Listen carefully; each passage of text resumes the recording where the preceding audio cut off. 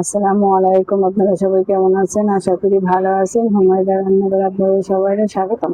এখন নিয়ে আসছি আমি মুরগির মাংস, যে দেখতে পাচ্ছেন মুরগির মাংস দিয়ে এই যে আলু দিয়ে রান্না করব।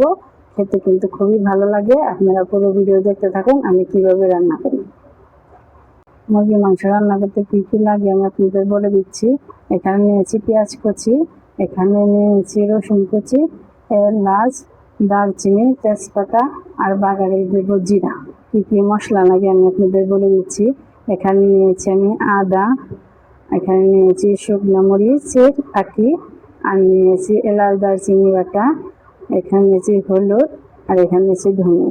কড়াই নিয়েছি, কড়াইতে দিয়ে দিয়েছি আমি সাদা তেল। এই পর্যায়ে দিয়ে দেবো আমি কড়াইতে, তেলটা গরম হয়ে গেছে, এই পর্যায়ে দিয়ে দেবো আমি জিরা, বাগারে অল্প করে জিরা, এলাচ দারচিনি,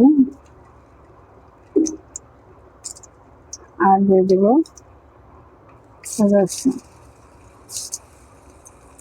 অল্প করে পেঁয়াজ কুচি। এখানে আমি ভালো করে নেড়ে চেড়ে নেব। এই পর্যায়ে মশলাটা ভাজা হয়ে গেছে, এখন আমি দিয়ে দেবো আদা রসুনের পেস্ট, পানি দিয়ে গুলিয়ে রেখেছি, এখন আমি দিয়ে দেবো।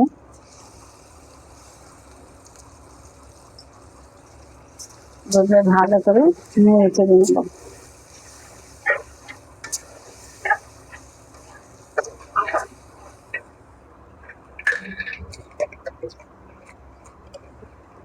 আর দিয়ে দেবো স্বাদ মতো লবণ।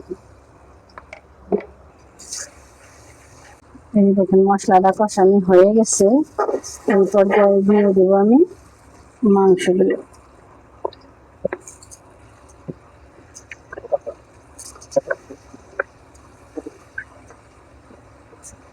মশলাটা কষিয়ে কিন্তু তেল তেল ছেড়ে দিয়েছিল একদম। এই দেখতে পাচ্ছেন কতটা সুন্দর হয়েছে। এভাবে আমি তো ভালো করে কষিয়ে নেব।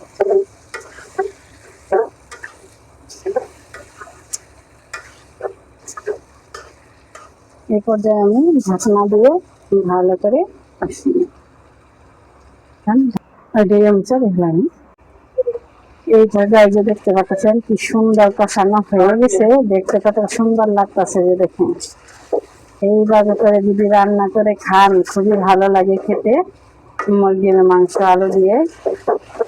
এই যে এই পর্যায়ে দিয়ে দেবো আমি যে পাতি লেবু, তাহলে মুরগির আর গন্ধ আসবে না।